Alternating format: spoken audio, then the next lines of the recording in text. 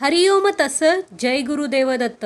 श्री स्वामी समर्थ. आज आपण आलो आहोत चेंबूरमधील स्वामी समर्थ मठात.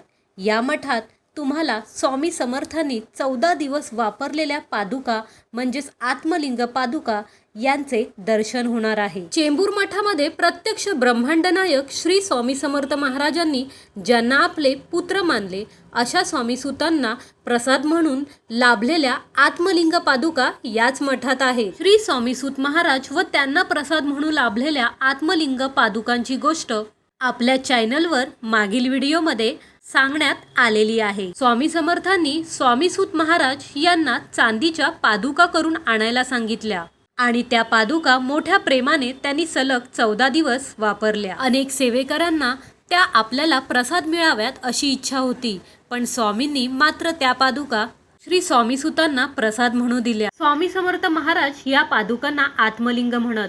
तसंच या आत्मलिंगामध्ये माझ्या आत्म्याचा निवास आहे असे स्वामी सांगत.